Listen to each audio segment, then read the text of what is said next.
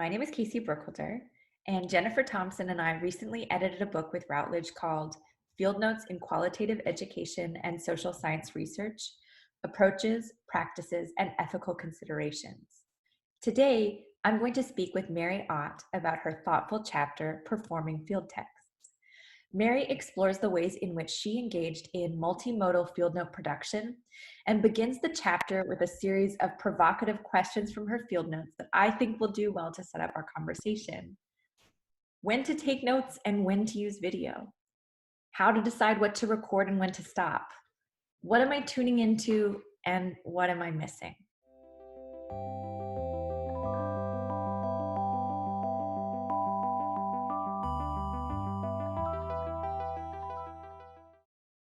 So, Right. Mary, can you Yeah, talk to us a little bit about how you take field notes?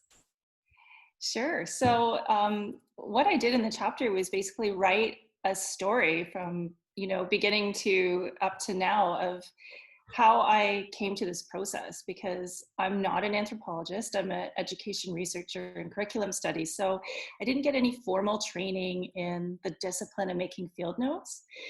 And I am studying, or was studying at the time, one curriculum enacted different ways in different classrooms.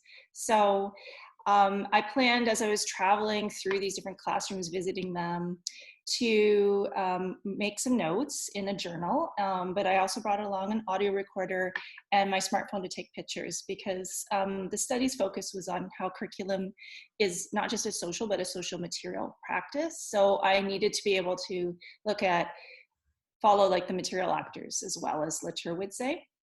And so that was the very first field note I wrote with those questions, because I really quickly realized that I can only do one thing at a time, like no surprise, right? So I could focus on what I was seeing, which generally I was attending to the different technologies and resources that were in use in the classroom, but also then, what people were saying, and listening to the kids and the teacher. And so at one point I was asking a teacher a question, because part of my research too was to really participate in meaning making with the teachers, which is part of narrative inquiry. And so one of the teachers said, well, why don't you just take a video? Because I was asking her, oh, wait, can you just stop? Like, show me what you're doing. Because I'm writing down what you're saying, but show me what you're doing right now. And she said, just take a video. And I was like, okay. And I'd already started thinking about video in my master's research in a different context, because I also do research in multimodal literacies. So I was sort of used to thinking about the different affordances of different modes. And I noticed that I tended to not notice the visual very much. So I was already thinking about, how can I extend my capacity to see things?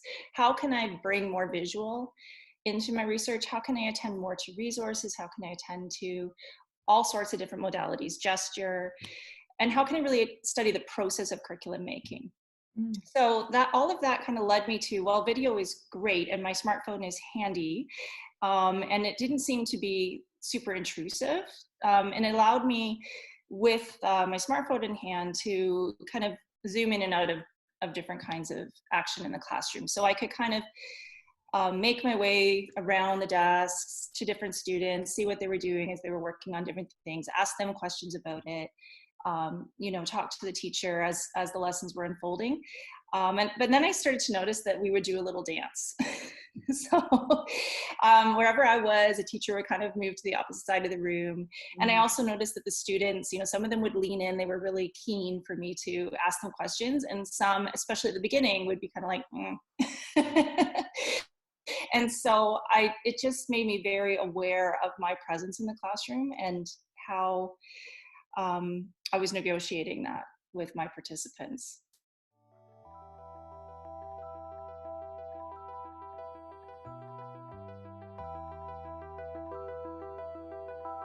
So, what does your chapter tell us about field notes? Okay, so I think it makes a couple of different contributions. And I think the one that I set out to make was to talk about the affordances of different modes in making field notes, because I mentioned narrative inquiry already, and in that line of work, we talk about making different texts and composing them relationally with participants. So we're already kind of used to thinking about different forms of composing data and thinking about data really as a composition, like something that we make together through meaning making with participants. So there was that, but there wasn't a lot in my sources on narrative inquiry about the affordances of the visual for what you were seeing, or even how video could help look at the process of meaning making, because narrative inquiry is really about experience. It's not about one-off situations. So it's about how people are making meaning over time. So I felt that I was making a contribution in that regard, talking about the affordances of different modalities and how video could really allow us to revisit and look at these different layers of modes of meaning making, and also see some of the backgrounded actors that we don't intend to see or notice the first time around. So very often I would find when I looked back at videos that there were, I'd say different actors. That might be a resource, that might be another student, that might be the teacher. It could be anything that was kind of like moving into the action without, expectation or anticipation of that. And then that would change everything, right? So that was really interesting to study, just curriculum making in process.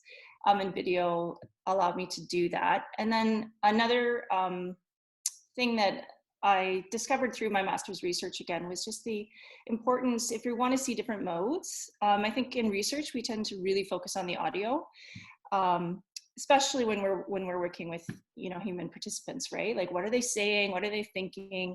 And so tuning out the sound and watching the videos that way the first time can be quite disconcerting, but really generative, because it attunes you to all these other modalities that are communicating.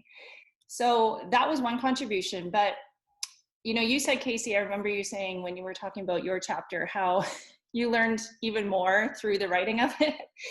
And I became really aware through writing about the story of my research of, I want to go back to that idea of negotiating presence, and how the different tools, an ensemble of tools that I was using for making field notes, was not just changing how I see, but what the field was. So I talk about performing the field text as it's this mutual constitutive performance of meaning making with social and material actors. And so the chapter changed titles a few times, but thinking about that idea of dance, I landed on the idea of performing. And I bring in Karen Barad's notion of performative ontologies too. So that's playing into the title as well.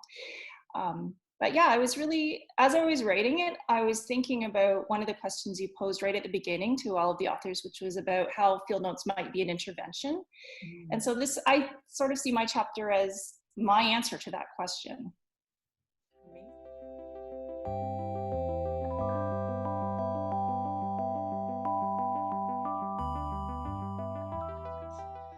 So what do you think researchers should know about field notes?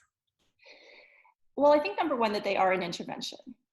I don't think that's new, though. It's not a new idea, but I think it bears just repeating over and over again. And I think in my chapter, playing it out as a story, I'm hoping that makes it accessible to new researchers to kind of walk through that journey with me and kind of empathize with what it's like, to understand, some of the tensions and ambiguities about being in the field, and really understanding that the field is a relational thing that you're making with your participants, and some of your participants are whatever tools you're using to make field notes. It changes not just how you see, but what you can see. So I think that would be, my takeaway. It's my takeaway from the chapter, and I think that's what I wanted to leave readers with. Wonderful. Thank you so much.